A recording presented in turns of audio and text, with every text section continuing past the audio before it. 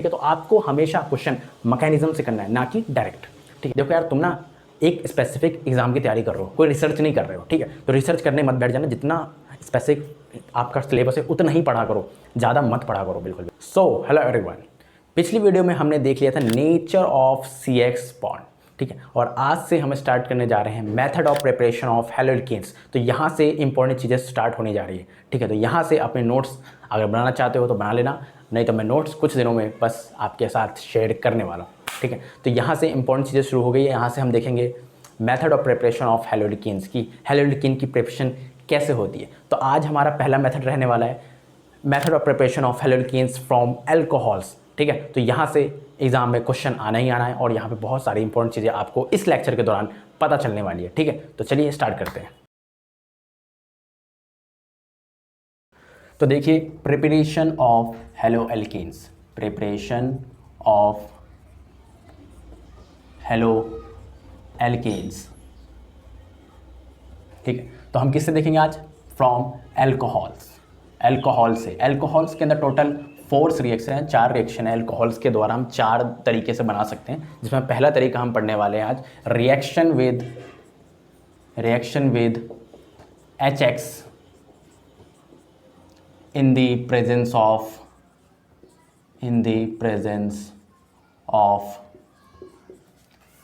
anhydrous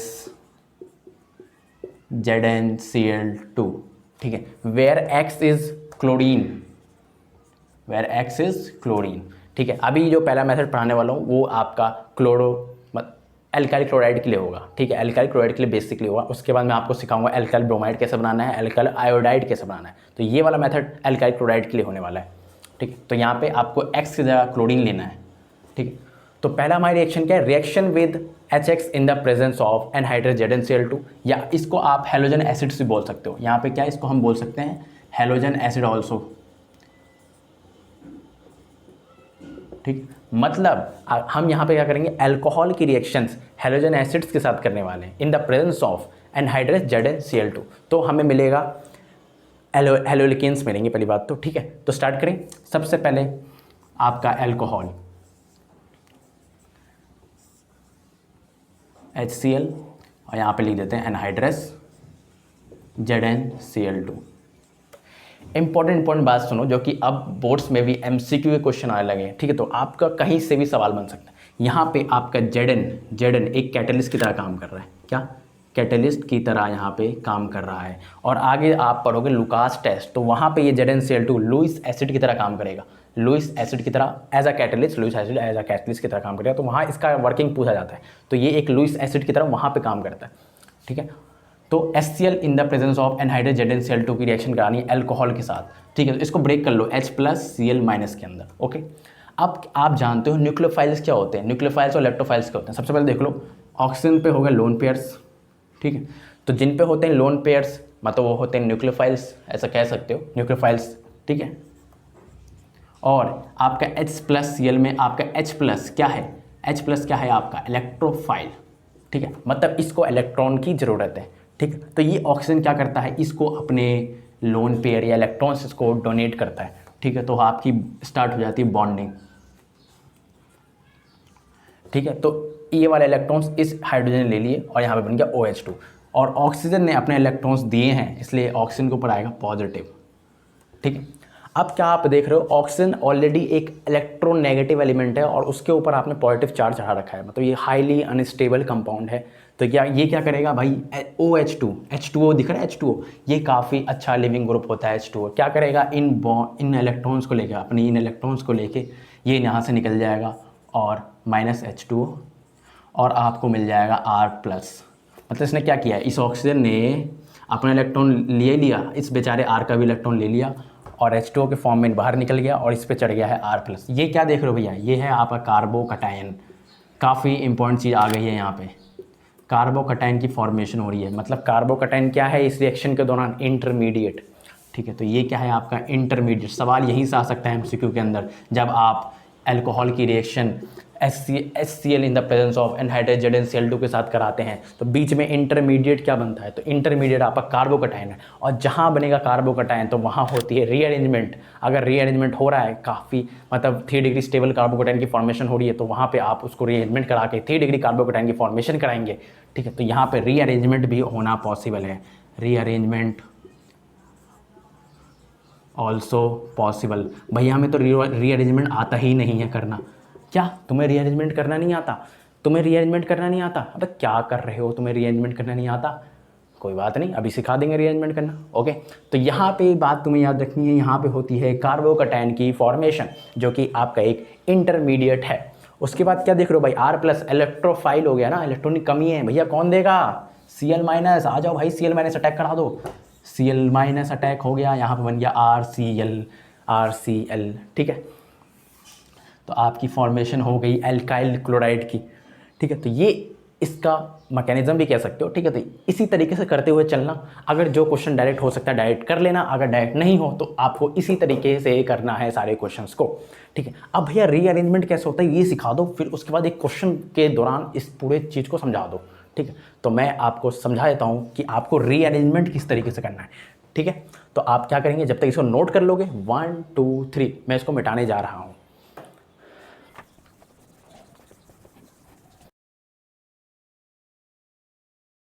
तो चलिए सीखते हैं कि किस तरह से हम कार्बोकटायन में रीअरेंजमेंट करते हैं। रीअरेंजमेंट इन कार्बोकटायन इंपॉर्टेंट है भाई, क्योंकि आपके इंटरमीडिएट कार्बोकटायन बन रहा था, ठीक है। तो अगर आप डायरेक्ट क्वेश्चन करोगे ना, आप बीच में अगर कोई स्टेबल कार्बोकटायन की फॉर्मेशन हो रही होगी और आपने गलत जगह आपने इलेक्ट्रोफाइल का टैग करा दिया, जो कि Cl- था, अगर आपने गलत जगह टैग करा दिया तो वो आपका क्वेश्चन गलत हो जाएगा। इसलिए रीअरेंजमेंट इंपॉर्टेंट है। तो आपके सिलेबस में 2 टाइप के रीअरेंजमेंट होते हैं, एक आपका हाइड्राइड शिफ्ट और एक आपका मिथाइल शिफ्ट, एक शिफ्ट और होता है फिनाइल शिफ्ट। तो आपको क्या पढ़ना है, आपको हाइड्राइड शिफ्ट पढ़नी है और आपका मिथाइल शिफ्ट पढ़नी है। देखो यार, तुम ना एक स्पेसिफिक एग्जाम की तैयारी कर रहे हो, कोई रिसर्च नहीं कर रहे हो, ठीक है। तो रिसर्च करने मत बैठ जाना, जितना स्पेसिफिक आपका सिलेबस है उतना ही पढ़ा करो, ज़्यादा मत पढ़ा करो बिल्कुल भी, ठीक है। तो ये कोई आपको रिसर्च करनी है तो आप BSc करो, MSc करो कॉलेज में जाकर। तो भाई अभी रिसर्च क्यों कर रहे हो, अभी रिसर्च मत करो। जितना आपका सिलेबस है, सिलेबस डाउनलोड करके बैठो और उसे उस लेवल पे कंप्लीट करो। ना कोई ज़्यादा एक्स्ट्रा पढ़ना है, ना ही कुछ पढ़ना। आपको इसमें सिर्फ आपको हाइड्राइड शिफ्टिंग आनी चाहिए और मिथाइल शिफ्टिंग आनी चाहिए, ये दोनों शिफ्टिंग आनी चाहिए। आपका फिनाइल शिफ्टिंग इतना इंपॉर्टेंट नहीं आएगा यहाँ पे, ठीक है। तो आपने 2 आपकी शिफ्टिंग पढ़नी है, हाइड्राइड शिफ्ट और एक मिथाइल शिफ्ट। तो देखिए रीअरेंजमेंट कैसे करते हैं कार्बोकटायन के अंदर। सबसे पहले तो यही बता दो ना भैया, रीअरेंजमेंट कर क्यों रहे हैं? रीअरेंजमेंट इसलिए कर रहे हैं टू गेन स्टेबिलिटी,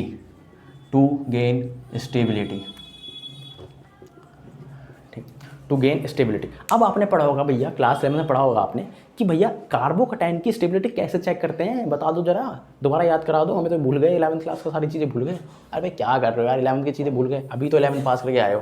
देखो, कार्बोकटायन की स्टेबिलिटी चेक करने के लिए आप काउंट करो उसके अल्फा एच। तो अल्फा एच क्या होते हैं भैया, सीखो। तो ये पॉजिटिव चार्ज जिस कार्बन पे अटैच है उसके बगल वाले कार्बन को अल्फा कहते हैं। इस बात का ध्यान रखना, डायरेक्टली कनेक्टेड कार्बन होना चाहिए, डायरेक्टली कनेक्टेड। ये अल्फा वाला कार्बन नहीं है, ये पॉजिटिव के साथ ये वाला कार्बन डायरेक्टली कनेक्टेड है, that's why it's called alpha carbon, ठीक है। तो इसके हाइड्रोजन काउंट कर लो, 1 2, एक ये काउंट कर लो, एक ये। तो भैया इसके तो 2 अल्फा एच आ गए, ठीक है, 2 अल्फा एच आ गए, ठीक। बट आप क्या कर सकते हो, इंक्रीज करो। मैं आपको शिफ्टिंग करके दिखाता हूँ, देखो शिफ्टिंग कैसे होती है। पहले इसके कितने आ रहे थे, 2 अल्फा एच आ रहे थे। अब हम क्या करेंगे, रीअरेंजमेंट करेंगे। रीअरेंजमेंट क्या करेंगे भैया, रीअरेंजमेंट कैसे होता है सीखो, रीअरेंजमेंट कैसे होता है। क्या करना है भैया, इस पॉजिटिव को 1 नंबर दो, इस कार्बन को 1 नंबर दो, इसको 2 दो। पहली बात तो चलो ये भी हटाओ, ठीक है। क्या करना है, इस पॉजिटिव चार्ज को इस वाले कार्बन में दे दो, इस वाले कार्बन को दे दो, और ये वाला जो हाइड्रोजन है वो इस कार्बन को दे दो, ठीक है। तो देखो क्या बनेगा, CH3 CH, इस पे आ गया पॉजिटिव और यहाँ बन गया है आपका CH3। तो अब क्या देख रहे हो भैया, इस कार्बोकटायन की अल्फा एच चेक करो। तो अल्फा कार्बन एक ये है भैया, चलो, और एक अल्फा कार्बन ये है। इस अल्फा कार्बन में कितने एच है, 3 एच है, 3। इसमें कितने एच है, 3 एच है। तो भैया कितने एच हो गए यहाँ पे, 6 अल्फा एच हो गए भैया। Increase in alpha H is equal to increase the stability of carbocation. जितना ज़्यादा अल्फा एच होगा उतनी ज़्यादा स्टेबिलिटी ऑफ कार्बोकटायन होगी। दूसरा आप ये भी दे सकते हो, ये 3 डिग्री कार्बोकटायन है, नहीं सॉरी 2 डिग्री कार्बोकैटायन है ये वाला, 2 डिग्री कार्बोकैटायन है ना, ये वाला कार्बन डायरेक्टली कितने कार्बन से जुड़ा हुआ है, 1 2, तो ये 2 डिग्री है। यहाँ देखोगे तो ये 1 डिग्री कार्बोकैटायन है, तो आपका 2 डिग्री कार्बोकैटायन ज़्यादा स्टेबल होता है in the comparison of 1 degree carbocation. But actually जो रीज़न है वो अल्फा एच से गिना जाता है, ठीक है। तो यहाँ हमने क्या किया भैया, इसे हमने यहाँ पे क्या है 1,2 हाइड्राइड शिफ्ट, ठीक है भाई। इसका क्या मतलब 1,2 हाइड्राइड शिफ्ट का मतलब 1 और 2 का क्या मतलब है, 1 इसको दो और 2 दो इसको दो, तो 1 और 2 पे गेम चल रहा है, 1 और 2 पे क्या चल रहा है, हाइड्राइड की शिफ्टिंग हो रही है इसकी, ये हाइड्राइड शिफ्ट ये क्या करेगा भाई H माइनस के फॉर्म में निकलेगा, ये दोनों इलेक्ट्रॉन लेके निकल जाएगा, ये दोनों अपना इलेक्ट्रॉन तो लेके निकलेगा, ये वाला इलेक्ट्रॉन भी निकल जाएगा, इसलिए इसके ऊपर H माइनस आएगा, फिर क्या करेगा भैया इसके साथ बॉन्डिंग करेगा और ये इसको ये वाला यहाँ पे ट्रांसफर हो जाएगा, ये वाला पॉजिटिव इसको मिल जाएगा और ये यहाँ पे जाके बॉन्डिंग करेगा, ठीक है। और अगर डिटेल में जाना है तो मैं शिफ्टिंग के ऊपर एक डिटेल वीडियो लेकर आऊँगा, ठीक है। बट आप सीख लो आपको कार्बोकैटायन की शिफ्टिंग किस तरीके से करना है, रीअरेंजमेंट किस तरीके से करनी है, ठीक है। अब देख लो मिथाइल शिफ्टिंग कैसे होती है। मिथाइल शिफ्टिंग कुछ नहीं है, जैसे हाइड्राइड शिफ्टिंग वैसे ही मिथाइल शिफ्टिंग है, ठीक। ये पॉजिटिव है, क्या करो बगल वाले कार्बन पे भाई इस पे ले आओ पॉजिटिव और एक मिथाइल यहाँ से जोड़ दो इसके ऊपर, इस वाले कार्बन के ऊपर, क्या बनेगा भाई CH3 प्लस CH2 और CH3, इसे कहते हैं हाइड्राइड शिफ्टिंग। भैया शिफ्टिंग करी क्यों क्या जरूरत थी हमें शिफ्टिंग करने की, पहले देख रहे हो अगर ये वाला पॉजिटिव चार्ज इसके ऊपर आ जाता तो ये आपका 4 डिग्री कार्बोकैटायन है, 4 डिग्री क्वार्टिनरी कहते हैं इसको, क्वार्टिनरी कार्बोकैटायन, ठीक है। तो ये काफ़ी ज़्यादा स्टेबल है। चलो इससे स्टेबिलिटी चेक नहीं करना तो आप अल्फा एच से काउंट करो। ये देखो ये पॉजिटिव चार्ज इसके बगल वाला कार्बन अल्फा, इस पे तो अल्फा एच है ही नहीं, हाइड्रोजन ही नहीं है, तो ये काफ़ी कम स्टेबल है भैया, तो ये क्या होगा 0 अल्फा एच, ठीक है। बट इस वाले के अंदर देखो ये वाला अल्फा कार्बन है, ये वाला अल्फा कार्बन है, ये वाला अल्फा कार्बन है, 3 यहाँ से 2 यहाँ से, यहाँ पे तो भैया 8 अल्फा एच हो गए। तो जितने ज़्यादा अल्फा एच उतने ज़्यादा आपकी कार्बोकैटायन की स्टेबिलिटी। तो समझा आपको रीअरेंजमेंट किस तरीके से करना है। मैं आपको क्वेश्चन करना सिखाऊंगा इसी का फ्रॉम एल्कोहल्स, ठीक है। और फिर आपको मैं दिखाऊँ कि रीअरेंजमेंट करना कितना ज़्यादा ज़रूरी है, ठीक है। तो आप इसको काउंट कर लो, तो आप इसको जब तक नोट कर लो, ठीक है। 1 2 3 नोट कर लिया भैया आपने, तो आपने इसे नोट कर लिया, ठीक है भैया। मान लो यहाँ पे हाइड्रोजन भी हो और यहाँ पे मिथाइल हो, तो फिर हम किसको प्रायोरिटी दें। मान लो यहाँ पे हाइड्रोजन और यहाँ पे मिथाइल है, ठीक है। तो हमें शिफ्टिंग करनी है, रीअरेंजमेंट करना है, तो भैया हम किसको प्रायोरिटी दें। तो आपको प्रायोरिटी देना है हाइड्रोजन की शिफ्टिंग, आपको हाइड्रोजन निकालना है यहाँ से, ठीक है, हाइड्रोजन निकालना है, ठीक है, ठीक है, ठीक है। तो आप इसको नोट कर लो।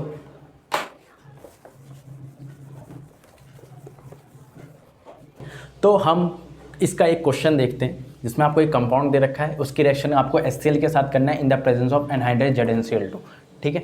तो बच्चे क्या करते हैं, ज़्यादातर बच्चे क्या करते हैं H प्लस Cl माइनस, तो क्या करेंगे भैया यहाँ से OH हटाएंगे और इसकी जगह क्या लगा देंगे Cl लगा देंगे, तो क्या बना देंगे कंपाउंड ये बना देंगे,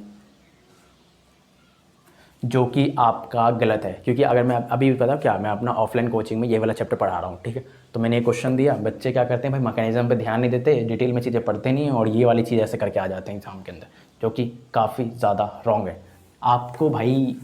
इसलिए मैंने तो रीअरेंजमेंट सिखाया अभी, देखो कैसे स्टेप बाय स्टेप चलना है। याद कर लो भाई, आप लोग स्टेप को याद कर लो क्या स्टेप है। सबसे पहले यहाँ से H प्लस और Cl माइनस, यहाँ से नहीं, यहाँ H plus Cl minus OH, ठीक है। देखो मैं कभी भी गलत नहीं पढ़ाऊँगा, एक्चुअली ये पार्शियल पॉजिटिव पार्शियल नेगेटिव होता है, लेकिन क्वेश्चन करने के लिए से हम पूरा प्लस और प्लस पूरा माइनस ले लेते हैं, बट एक्चुअली में पार्शियल पॉजिटिव पार्शियल नेगेटिव होता है, ठीक है। तो यहाँ प्लस और माइनस ले लिया जाता है क्वेश्चन करने के लिए, ठीक है। तो क्या होता है भाई, यहाँ पे है ऑक्सीजन पे लोन पेयर्स, इस पॉजिटिव वाले हाइड्रोजन को चाहिए भैया क्योंकि ये इलेक्ट्रोफाइल है, तो यह करेगा इसके साथ बॉन्डिंग करेगा सबसे पहले। तो क्या बनेगा आपका, मार्कर ही मेरा नहीं चलता कभी भी, तो ये आपका OH2 बन गया यहाँ पे और इस ऑक्सीजन पे प्लस आ गया है और यहाँ पे मिथाइल लगा हुआ है, यहाँ पे कोई दिक्कत नहीं, ये बन गया आपका। अब आप क्या देख रहे हो भैया, ऑक्सीजन के ऊपर इलेक्ट्रोनेगेटिव एलिमेंट है, ऑक्सीजन एक इलेक्ट्रोनेगेटिव एलिमेंट है, इस पर पॉजिटिव चार्ज है, तो भाई ये काफ़ी ज़्यादा अनस्टेबल है। ये क्या करेगा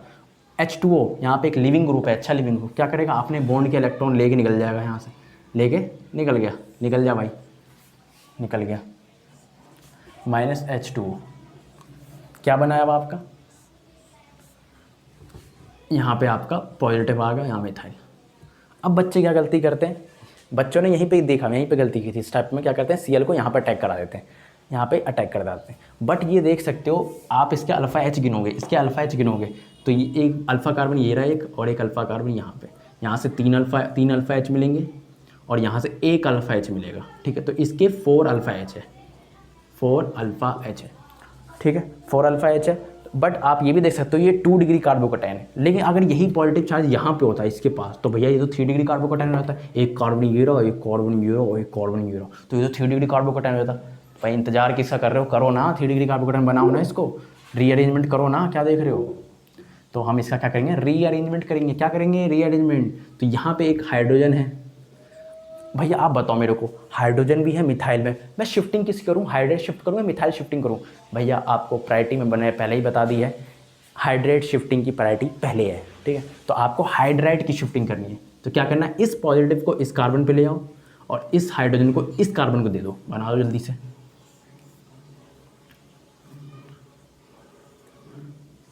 ठीक है, ये बना दिया हमने, ठीक है। मैं हाइड्रोजन शो नहीं कर रहा, हाइड्रोजन है यहाँ पे, मैं शो नहीं कर रहा हूँ, ठीक। अब गिनो अल्फ़ा H, 3 यहाँ से मिलेंगे भैया, 3 यहाँ से मिलेंगे और 2 यहाँ से मिलेंगे, 3 3 6 2 8, भैया ये तो 8 अल्फ़ा H हो गए, 8 अल्फ़ा H हो गए, 4 alpha H 8 alpha H। Shifting क्या करी हमने, 1,2 हाइड्रेट शिफ्टिंग की है, ये एग्जाम में लिखना पड़ेगा आपको, 1,2 हाइड्रेट शिफ्टिंग।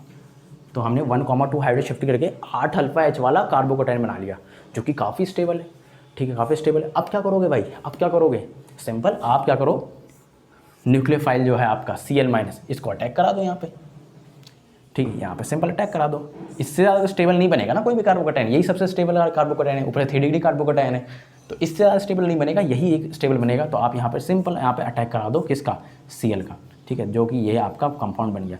अब आपने देखा होगा मैं बार बार क्या बोल रहा हूँ, इलेक्ट्रोफाइल, न्यूक्लियोफाइल, ठीक है, मैं बार बार ऐसा क्यों बोल रहा हूँ, इलेक्ट्रोफाइल, न्यूक्लियोफाइल, Cl- इसको मैं न्यूक्लियोफाइल बोल रहा हूँ, इसको न्यूक्लियोफाइल बोल रहा हूँ, क्योंकि ये आपका एक SN2 मैकेनिज्म है। जिसने चैप्टर पढ़ रखा हो उसको पता होगा कि न्यूक्लियोफिलिक सब्स्टिट्यूशन रिएक्शन आती है आगे, ठीक है, और आपका उसमें SN1 और SN2 होता है। तो ये SN2 के अंदर है, वहाँ पे हम इलेक्ट्रोफाइल न्यूक्लियोफाइल की बात करते हैं, ठीक है। तो मैं आगे बताऊँगा ये SN2 रिएक्शन वाली बात को, ठीक है। ये आपका SN2 नहीं, जिसे SN1 रिएक्शन, कार्बोकैटायन की फॉर्मेशन हो रही है, तो ये SN1 की रिएक्शन है, ठीक है। इसलिए मैं बार बार इलेक्ट्रोफाइल, न्यूक्लियोफाइल का जिक्र कर रहा हूँ, ताकि आपको चीज़ें याद रहेंगी, इलेक्ट्रोफाइल क्या है तो न्यूक्लियोफाइल क्या है, ठीक है। तो आप इसको नोट कर लो, हम लोग आगे बढ़ने वाले हैं, ठीक है। तो आपको हमेशा क्वेश्चन मैकेनिज्म से करना है, ना कि डायरेक्ट, ठीक है। डायरेक्ट करते तो मैंने पहले बताया आप क्या करते, डायरेक्ट करते तो ऐसा कर देते, जो कि आपका गलत है, ये आपका सही है, सॉरी ये आपका सही है, ये आपका गलत है, ठीक है। तो आप क्या करो, इसको नोट करो, हम लोग आगे बढ़ते हैं।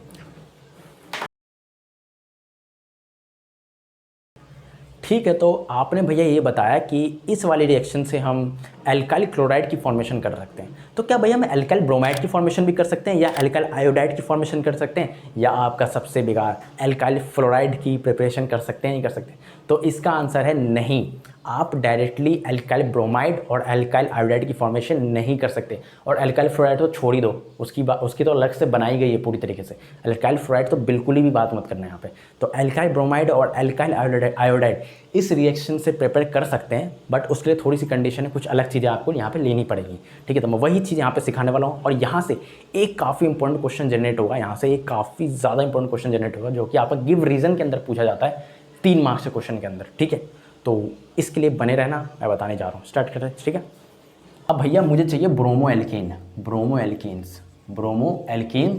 या एल्काइल ब्रोमाइड्स, एक ही बात है, ब्रोमो एल्केन्स या एल्काइल ब्रोमाइड चाहिए मुझे क्या करना पड़ेगा इसके लिए, क्योंकि आप बोल रहे हो कि आप डायरेक्ट इसको नहीं बना सकते इससे, मतलब आप ये कहना चाहते हो कि आप ROH ले लो और सिंपल क्या ले लो, HBr in the presence of anhydrous ZnBr2 ले लो, ZnBr2। तो ये रिएक्शन नहीं हो सकती, मतलब आपका एल्काइल ब्रोमाइड आपको डायरेक्टली नहीं मिल सकता। सेम यहाँ पे HI ले लो और आपने यहाँ पे ZnI2 ले लिया, ठीक है। तो ये रिएक्शन नहीं हो सकती, ये रिएक्शन नहीं होगी भाई, आपका RI आपको नहीं मिलेगा। तो इसके लिए क्या करना पड़ेगा भैया मुझे बताओ ना, क्योंकि मुझे चाहिए एल्काइल ब्रोमाइड, कन्वर्जन के अंदर तो चाहिए ना, बनाना है ना मुझे, ठीक है। तो हम लोग बनाना सीखते हैं कि आपको एल्काइल ब्रोमाइड और एल्काइल आयोडाइड कैसे मिलेगा। ठीक है, तो सिंपल सीखो और जल्दी से। ठीक है, अब मैंने बताया यहाँ पे एक काफ़ी इंपॉर्टेंट क्वेश्चन यहाँ पे जनरेट होने वाला है। ठीक है, तो ब्रोमो एल्कीन बनाना भैया, मुझे एल्काइल ब्रोमाइड बनाना है, तो सबसे पहले आपको HBr की फॉर्मेशन करनी पड़ेगी। क्या करना पड़ेगी भैया?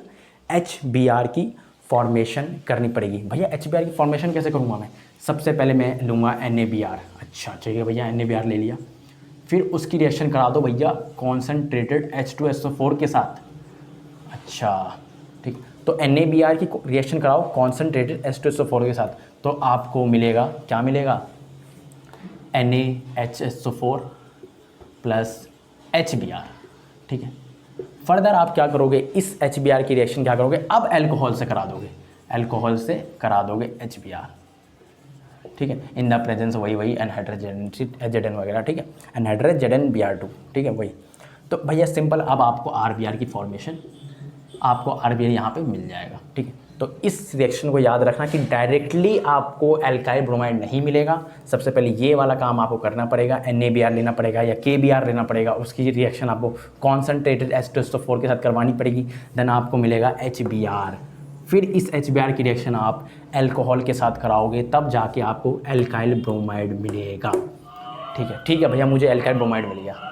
अब मुझे एल्काइल आयोडाइड भी चाहिए। यार ये सब्जी वाला आ गया। अब हम आयोडो एल्केन बनाएंगे। तो पहली बात तो वही है कि डायरेक्टली नहीं बन सकता, मतलब आप ऐसा नहीं कर सकते कि ROH लिया और आपने HI के साथ रिएक्शन कर दी और आपको बन गया क्या, आपको क्या मिल गया, एल्काइल आयोडाइड। तो ये डायरेक्टली नहीं होगा। सबसे पहले आपको HI की फॉर्मेशन करनी पड़ेगी। तो HI की फॉर्मेशन कैसे होगी? सबसे पहले आप लोगे सोडियम आयोडाइड, या उसकी जगह लिख सकते हो KI, पोटेशियम आयोडाइड। दोनों में से एक ले लो, मैं KI ले लेता हूँ, इसको मिटा देता हूँ। ठीक है, इन दोनों में से एक ले लो। ठीक है, उसकी रिएक्शन कराओ आप ऑर्थोफॉस्फोरिक एसिड के साथ। किसके साथ? ऑर्थोफॉस्फोरिक एसिड, जो कि तो KI की रिएक्शन करा दो H3PO4 के साथ, इसे कहते हैं हम ऑर्थोफॉस्फोरिक एसिड। ठीक है, तो आपको मिल जाता है KH2PO4 प्लस हाइड्रोजन आयोडाइड। ठीक है, फर्दर इस H हाइड्रोजन और आयोडाइड को उठाओ और ROH के साथ रिएक्शन करो। ठीक है, देन आपको मिल जाएगा आपको एल्काइल आयोडाइड। ठीक है, तो ये दोनों को याद रखना कि एल्काइल क्लोराइड चाहिए तो सिंपल आपको मिल जाएगा, बट इसके लिए अगर आपको एल्काइल ब्रोमाइड चाहिए या एल्काइल आयोडाइड चाहिए तो आपको सबसे पहले HBr की फॉर्मेशन करनी पड़ेगी ब्रोमाइड वाले के लिए, और आपको HI की फॉर्मेशन करनी पड़ेगी एल्काइल आयोडाइड के लिए। ठीक है भैया, आप एक इंपॉर्टेंट क्वेश्चन की बात कर रहे थे, वो इंपॉर्टेंट क्वेश्चन आपने बताया नहीं, क्या है?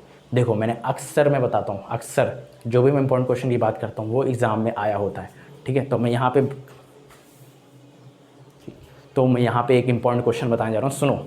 ठीक, मान लो ये मैंने गिव रीज़न के अंदर ये वाला क्वेश्चन कई बार देखा है। ठीक है, वो ये पूछते हैं HI की फॉर्मेशन के दौरान आपने अगर KI के साथ H2SO4 ले लिया, इसकी जगह H3PO4 की जगह आपने लिया कॉन्सनट्रेटेड H2SO4, जो कि आपने HBr की फॉर्मेशन के लिए यूज़ किया था। मान लो आपने KI के साथ कॉन्सनट्रेटेड H2SO4 ले लिया, तो क्या HI की फॉर्मेशन होगी? ठीक है, HI की फॉर्मेशन होगी। ठीक है, HI की फॉर्मेशन होगी या नहीं होगी? ठीक है, तो चलो HI की, तो सबसे पहले तो इसके साथ आपकी HI की फॉर्मेशन हो जाती है, HI की फॉर्मेशन हो जाती है, हो गई। बट कॉन्सनट्रेटेड H2SO4 एक बहुत तगड़ा ऑक्सीडाइजिंग एजेंट है, ऑक्सीडाइजिंग एजेंट। ठीक है, तो ऑक्सीडाइजिंग एजेंट का क्या काम है भैया? सामने वाले को ऑक्सीडाइज करना। इसको क्या करेगा? दूसरे को ऑक्सीडाइज करना काम होता है इसका, और अपने आप को रिड्यूस करना होता है। तो फर्दर ये जैसी HI यहाँ फॉर्मेशन होगी, ये इसको फर्दर ऑक्सीडाइज कर देगा और आपका फॉर्मेशन कर देगा I2। और रिएक्शन में हमें I2 थोड़ा चाहिए, हमें तो HI चाहिए ना, तभी तो हम अल्कोहल के साथ रिएक्शन करा पाएंगे। तो ये हमें I2 चाहिए ही नहीं, इसलिए हम कॉन्सनट्रेटेड H2SO4 यूज़ नहीं करते in the formation of iodo alkenes, हम करते हैं ऑर्थोफॉस्फोरिक एसिड H3PO4। ठीक है, तो यही क्वेश्चन है, why sulphuric acid is not use the formation of iodo alkenes in the reaction with KI। ठीक है, ये गिव रीज़न के क्वेश्चन है।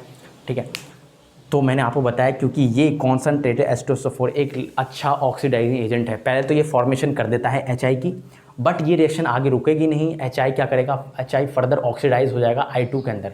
ठीक ठीक है। ये ऑक्सीडाइज केस हो गया भैया। चलो देखो ये H+ है, I- है, यहाँ पे I- का ऑक्सीडेशन स्टेट देखो -1 आ रही है, -1, यहाँ पे I2 का 0, तो ये इंक्रीज इन ऑक्सीडेशन नंबर हुआ है, ठीक है। तो ये ऑक्सीडेशन हुआ है इसका। बच्चे कई बार समझ नहीं पाते HI से I2 ऑक्सीडाइज कैसे होगा। यहाँ पे देखो -1 है, यहाँ पे 0 है, तो यहाँ पे इंक्रीज इन ऑक्सीडेशन नंबर हुआ है। इंटीजर पढ़ा है ना, 0 पहले आता है, माइनस पीछे आता है, -1 से 0 आ रहा है, मतलब increase in oxidation number is called oxidation.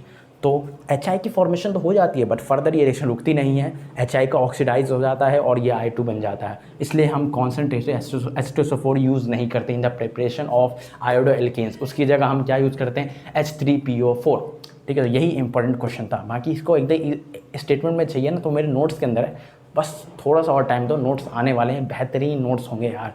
और आप लोगों के स्कूल भी खुलने वाले ना, तो और मुझे मेहनत करने की ज़रूरी है। स्टार्ट करते हैं, ठीक है। तो आप इसको नोट कर लो।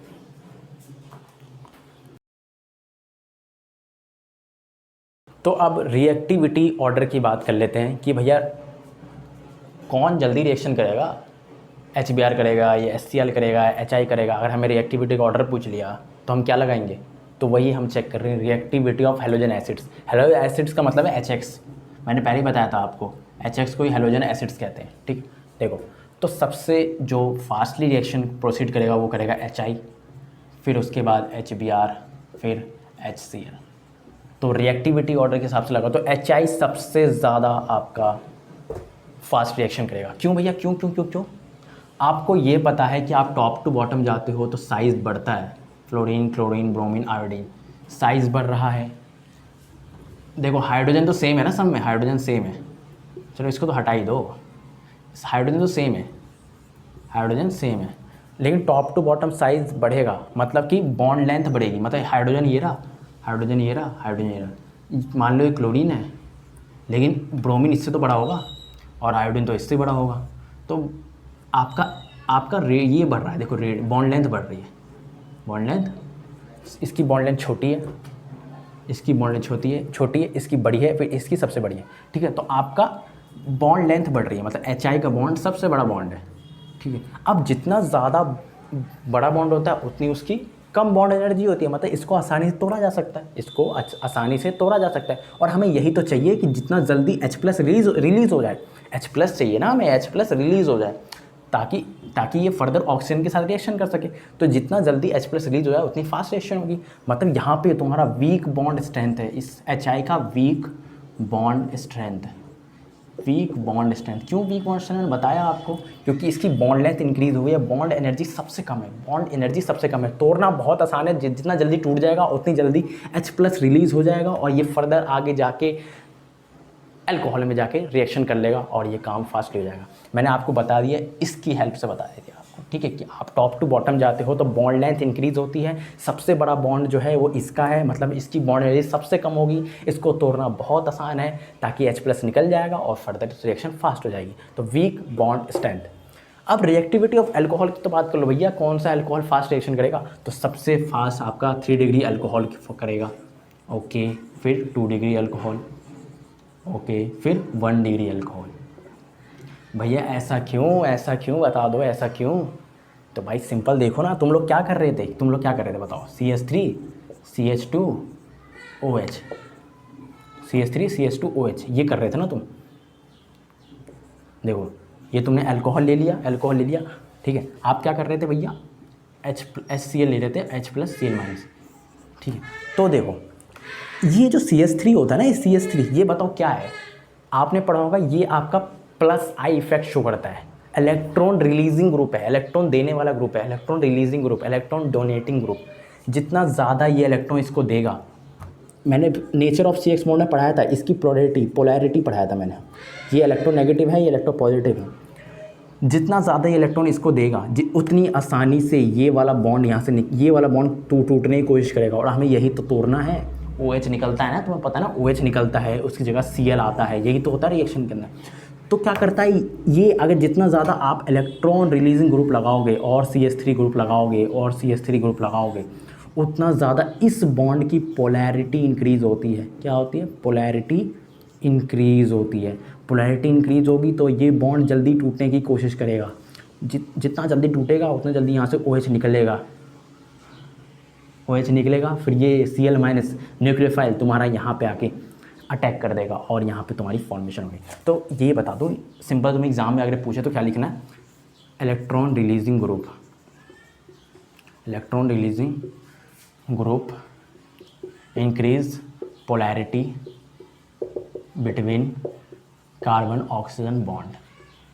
ठीक है, तो ये आपका CH3 याद रखना, इलेक्ट्रॉन रिलीजिंग ग्रुप है, electron releasing, electron donating group है, इलेक्ट्रॉन रिलीजिंग ग्रुप है। जितना ज़्यादा इलेक्ट्रॉन रिलीजिंग ग्रुप लगा होगा उतना ज़्यादा आपका बॉन्ड के अंदर पोलैरिटी होगी, और पोलैरिटी के होने की वजह से बॉन्ड जल्दी यहाँ से टूटने की कोशिश करेगा, ताकि OH यहाँ से निकले और इसी जगह आपका दूसरा न्यूक्लियोफाइल आए Cl माइनस और आपका हेलोइलेकिन की फॉर्मेशन हो जाए। ठीक है, तो इसको नोट कर लो, यहाँ से भी आ सकता है, छोटे बहुत क्वेश्चन आ सकते हैं। ठीक है, तो नोट करो इसको।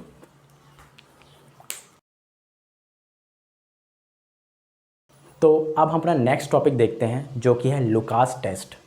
ठीक है, तो लुकास टेस्ट के अंदर सबसे पहले तो मैं बता दूं, लुकास टेस्ट आपका अल्कोहल फिनॉल ईथर वाले चैप्टर के अंदर आता है कि वहाँ पे आपको लुकास टेस्ट डिटेल में पढ़ना होता है, बट मैं आपको डिटेल में इसी चैप्टर के दौरान पढ़ा दूंगा क्योंकि लुकास टेस्ट इसी का एक पार्ट है। ठीक है, क्योंकि जितना जो भी यूज़ हुआ इसी में यूज़ होगा लुकास टेस्ट में। ठीक है, तो लुकास टेस्ट आपका बोर्ड एग्जाम के लिए काफ़ी ज़्यादा इंपॉर्टेंट है। भैया लुकास टेस्ट होता क्या है, टेस्ट जितने भी आएंगे मैं चाहूँगा आप एक टेस्ट के लिए, जितने भी हमारे केमिकल टेस्ट आएंगे उसके लिए आप एक सेपरेट कॉपी बना लो, छोटी सी कॉपी बना लो, 5 रुपये या 10 रुपये की छोटी, इतनी बड़ी कॉपी आती ना, ठीक है, उसके लिए बना लो। ठीक है, और वहाँ पे जितने भी केमिकल टेस्ट हैं वहाँ पे आप एक साथ सारे के सारे टेस्ट जितने भी ऑर्गेनिक केमिस्ट्री में आएंगे सबके सब एक साथ लिख लो। ठीक है, तो आज हम पहले टेस्ट की बात कर रहे हैं जो कि हमारा लुकास टेस्ट है, जो कि बोर्ड एग्जाम के लिए या कोई भी एग्जाम के लिए काफ़ी ज़्यादा इंपॉर्टेंट है। ठीक है, तो देखो लुकास टेस्ट क्या है भैया, लुकास टेस्ट का इसलिए करते हैं ताकि टेस्ट फॉर डिस्टिंग्विश, मार्कर ही नहीं चलता मेरा, test for distinguish between 1 degree alcohols, 2 degree alcohol, 3 degree alcohols. ठीक है, लुकास टेस्ट हम इसलिए यूज़ कर रहे हैं ताकि हम डिफ्रेंशिएट कर सकें या डिस्टिंग्विश कर सकें कि 1 degree alcohol, 2 degree alcohol, 3 degree alcohol में डिस्टेंस हम लोग पहचान सकें 1 degree, 2 degree, 3 degree alcohol. Test tube के अंदर कौन सा 1 डिग्री अल्कोहल है, कौन सा 2 डिग्री अल्कोहल है, तो कौन सा 3 डिग्री अल्कोहल है, मतलब कौन सा इंट्रोवर्ट है, थोड़ा फास्ट है और तो बहुत ही ज़्यादा एक्सट्रोवर्ट है। ठीक है, तो ये पहचानना है हमें। ठीक है, तो इसी के लिए लुकास टेस्ट बनाया गया है, लुकास टेस्ट इसी के लिए बनाया जाता है। ठीक है, तो सिंपल वही है, ROH, उसकी रिएक्शन कराते हो भाई आप HCl in the presence of anhydrous ZnCl2, HCl in the presence of anhydrous ZnCl2। ठीक है, तो आपका क्या मिलता है, आपको RX मिलता है, RX से RCl मिलता है। ठीक है, RCl मिलता है। ठीक, अगर आपने 3 डिग्री अल्कोहल लिया होगा, ठीक है, या आप 2 डिग्री अल्कोहल या 1 डिग्री अल्कोहल, ठीक है, जब ये रिएक्शन होगी 3 डिग्री अल्कोहल के साथ, 2 डिग्री अल्कोहल के साथ, 1 डिग्री अल्कोहल, 3 डिग्री अल्कोहल आपका ट्यूबिडिटी देता है। क्या था, ट्यूबिडिटी, वाइट ट्यूबिडिटी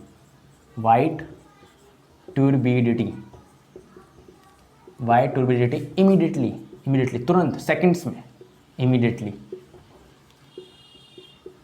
ठीक है, 2 डिग्री अल्कोहल्स 5 to 10 मिनट्स लेता है। मैं NCERT का डाटा मेंशन कर रहा हूँ, 5 to 10 मिनट्स आपका ट्यूबिडिटी बनाने में, फॉर्मेशन में यूज़ होता है। 5 से 10 मिनट लग जाते हैं ट्यूबिडिटी फॉर्मेशन होने में। ठीक है, 1 डिग्री अल्कोहल ये रिएक्शन नहीं करता एट रूम टेम्परेचर, तो no PPT at room temperature. ठीक है, तो भैया समझ क्या आ रहा है, समझ ये तो बता दो। देखो इससे तुम्हें समझ आ रहा है कि 3 डिग्री अल्कोहल होगा तो तुम्हें टेस्ट ट्यूब के अंदर वाइट ट्यूबिडिटी दिखेगी, वाइट पीपीटी दिखेगी। 2 डिग्री होगा तो वाइट ट्यूबिडिटी होने में 5 से 10 मिनट लगेगा आने में, बट 3 डिग्री के अंदर तुरंत आ जाएगा, इमीडिएटली सेकंड्स में आ जाएगा। बट 2 डिग्री अल्कोहल होगा तो 5 से 10 मिनट, 15-20 मिनट लग सकता है ट्यूबिडिटी को आने में। 1 डिग्री अल्कोहल होगा तो no PPT at room temperature.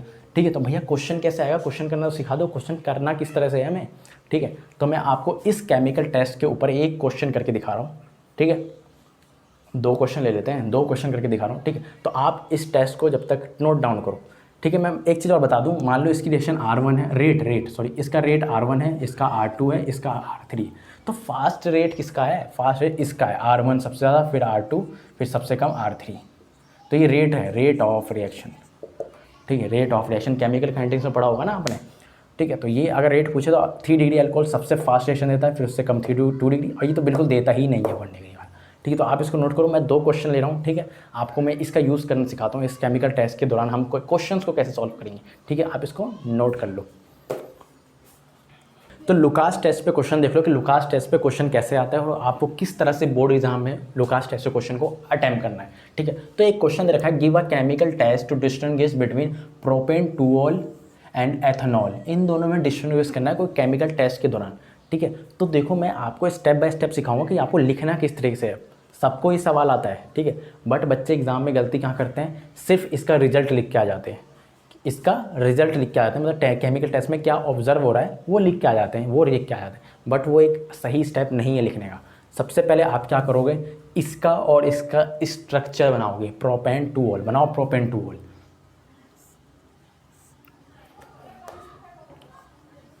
ये आपका बन गया प्रोपेन टूऑल। और बनाओ एथेनॉल, एथेनॉल तो बहुत आसान है, C2H5OH। इसको बॉन्ड लाइन से बना देते हैं ना,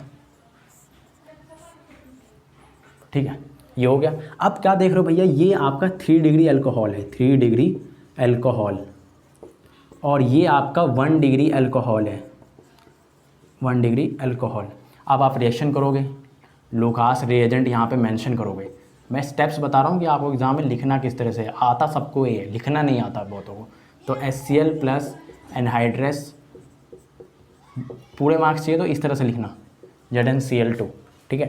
3 डिग्री अल्कोहल की रिएक्शन, लुकास रिएजेंट, ZnCl2। तो आपको पता है 3 डिग्री अल्कोहल क्या देता है, white turbidity immediately, white turbidity, turbidity बोलते हैं क्या, वाइट टर्बिडिटी इमीडिएटली, तुरंत देता है, इन सेकेंड्स। लेकिन 1 डिग्री अल्कोहल, ये क्या है आपका 1 डिग्री अल्कोहल, सेम यहाँ पे रिएजेंट मेंशन करना, 1 degree alcohol, no PPT at room temperature, no PPT at room temperature, no PPT at room temperature पे ये PPT नहीं देता। तो ये टेस्ट इसीलिए बनाया गया है कि ताकि डिस्टिंग्विश हो जाए, 3 डिग्री अल्कोहल 1 डिग्री, मतलब टेस्ट ट्यूब के अंदर तुम अगर 3 डिग्री अल्कोहल होगा, 1 डिग्री अल्कोहल होगा, तो 3 डिग्री अल्कोहल होगा वो ट्यूबिलिटी बहुत फास्टली दे देगा, ठीक है। लेकिन 1 डिग्री अल्कोहल आपका दिखेगा ही नहीं, तो आप इससे टेस्ट कर सकते हो, उसको डिस्टिंग्विश कर सकते हो, सेपरेट कर सकते हो 3 डिग्री अल्कोहल को और 1 डिग्री अल्कोहल्स को, ठीक है। तो आपको एग्जाम के अंदर ऐसे लिख के आना है। सबसे पहले आप स्ट्रक्चर बनाओगे, फिर स्ट्रक्चर की जगह इसका यहाँ पे नाम भी लिख सकते हो, उसका नाम क्या है, सेम इसका स्ट्रक्चर बनाओगे, फिर उसका जगह नाम लिखोगे, फिर 3 डिग्री अल्कोहल है, ये 1 डिग्री अल्कोहल है, ये लुकास रिएजेंट है, यहाँ पे लुकास रिएजेंट है, फिर आप यहाँ पे रिजल्ट लिखोगे, क्या ऑब्जर्व हो रहा है, क्या ऑब्जर्व हो रहा है, ठीक है। तो मैंने क्या देखा, बच्चे मोस्ट ऑफ द टाइम बस ये लिख के आ जाते हैं, ऐसे लिख देते हैं 3 डिग्री अल्कोहल, 3 डिग्री अल्कोहल, ठीक है, और ये यहाँ पे रिजल्ट लिख दिया, यहाँ पे 1 डिग्री अल्कोहल और यहाँ पे रिजल्ट लिख दिया, आंसर पर इतना लिख के आते हैं। आपको अगर ये 2 मार्क्स का क्वेश्चन है तो 1 मार्क्स मिल जाएगा, पूरा मार्क्स अगर आपको चाहिए तो इस तरह से आपको प्रॉपर मैनर में लिख के आना है। मेरे भी केमिस्ट्री बोर्ड एग्जाम में 93 मार्क्स थे, ठीक है। तो मैं बताऊँगा मैं केमिस्ट्री बोर्ड एग्जाम में 93 मार्क्स कैसे स्कोर किए, पूरा पेपर प्रेजेंटेशन बताएंगे, ठीक है। तो अभी इसको नोट कर लो आप लोग, ठीक है। एक क्वेश्चन और ले लेते हैं लुकास टेस्ट पे जो किस तरह से आता है, ठीक है। तो आप इसको नोट कर लो, जब तक मैं एक दूसरा क्वेश्चन भी यहाँ पर नोट कर लेता हूँ, ठीक है। नोट करो 1 2 3। तो अब एक क्वेश्चन और देखो लुकास टेस्ट के ऊपर, ठीक है। क्वेश्चन है who give white turbidity in seconds या इमीडिएटली। अब मैंने बताया आपको वाइट टर्बिडिटी सेकंड्स में कौन देता है, इमीडिएटली कौन देता है, 3 डिग्री अल्कोहल्स। तो आपको 4 ऑप्शन दिए गए हैं, ठीक है। तो आपको पहचानना है कि वाइट टर्बिडिटी आपको इमीडिएटली कौन देगा। तो सबसे पहले सिंपल क्वेश्चन है, MCQ के अंदर आओगे, सबसे पहले क्या क्या क्या करोगे, सबसे पहले पहचानोगे ना 3 डिग्री अल्कोहल कौन है। तो आपको एक एक स्ट्रक्चर बनाने पड़ेंगे। बनाओ भैया स्ट्रक्चर। पहला प्रोपेनॉल बोल रहा है, ठीक है, 2 पे मिथाइल, मतलब पहला ये, ठीक है।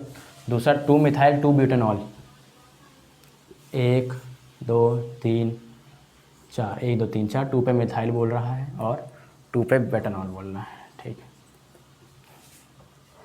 3 मिथाइल 2 ब्यूटेनॉल, 1 2 3 4, 3 पे मिथाइल और 2 पे ब्यूटेनॉल, ठीक है। और 2 मिथाइल 1 ब्यूटेनॉल, 1 पे ब्यूटेनॉल, ठीक है, और 2 पे मिथाइल, ठीक है। तो सबसे पहले क्या करोगे तुम लोग, सबसे पहले स्ट्रक्चर बना के देखोगे और स्ट्रक्चर बनाने के बाद अब पहचानोगे 3 डिग्री अल्कोहल कौन सा है। तो ये दिख रहा है आपको, ये क्या है भैया, ये तो भैया मेरे को 2 डिग्री अल्कोहल दिख रहा है, 2 डिग्री अल्कोहल, ठीक है, 2 डिग्री अल्कोहल। भाई ये तो नहीं है आंसर।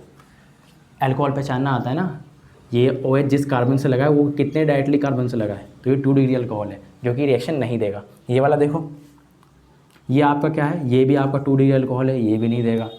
ये देखो, ये देखो मिल गया, ये कार्बन ये रहा, ये यहाँ है और यहाँ, ये 3 डिग्री अल्कोहल है, ठीक है, तो ये रिएक्शन दे देगा। यहाँ देखो तो ये वाला आपका सिर्फ 1 डिग्री अल्कोहल है, 1 डिग्री एक कार्बन से डायरेक्टली अटैच है ये वाला कार्बन, तो ये 1 डिग्री अल्कोहल है, तो ये भी नहीं देगा। तो इसका आंसर ऑप्शन बी, ठीक है। तो इसी के साथ हम इस प्यारे से खूबसूरत लेक्चर को ख़त्म करते हैं, ठीक है। इसको प्रॉपर तरीके से रिवाइज कर लेना। सेकंड मेथड पे आने वाले हैं जिसमें हम हैलोलिकिन की प्रिपरेशन करेंगे PCl5 PCl3 से, और आपका सबसे बेस्ट मेथड जो होने वाला है डार्जन्स मेथड, जिसे हम कहते हैं बेस्ट मेथड प्रिपरेशन ऑफ हैलोलिकिन्स, ठीक है। तो इसी के साथ हम इस लेक्चर को ख़त्म करते हैं। आपका कोई भी डाउट है तो आप कमेंट सेक्शन में मुझसे पूछ सकते हैं, नहीं तो आप मुझे इंस्टाग्राम पे मैसेज करके कोई भी डाउट अपने पूछ सकते हैं, ठीक है। या कोई बहुत ही ज़्यादा पर्सनल डाउट है तो आप मुझे मेल भी कर सकते हो भाई, मेल भी कर सकते हो। मेल का लिंक मेरा आपको डिस्क्रिप्शन बॉक्स में गिवन है, वहाँ से जाके आप मेल भी कर सकते हो, ठीक है। ऐसे ही हम कमाल की वीडियो के साथ मिलेंगे, हाँ ठीक है। और अगर आपने मेरी प्लेलिस्ट फॉलो नहीं करी हैलोलिकिन्स की प्लेलिस्ट, तो मैं यहाँ पे आपको हैलोलिकिन की प्लेलिस्ट लगा के दे रहा हूँ, ठीक है। आप उन लेक्चर्स को कंप्लीट कर सकते हो और अपने हैलोलिकिन और हेडिंग्स को स्ट्रॉन्ग बना सकते हो, ठीक है। ऐसे हम कमाल के साथ मिलेंगे, कमाल की वीडियोज़ के साथ मिलेंगे। जब तक ले मैं आपसे इस वीडियो से अलविदा लेता हूँ, ठीक है। तब तक ले ओके बाय।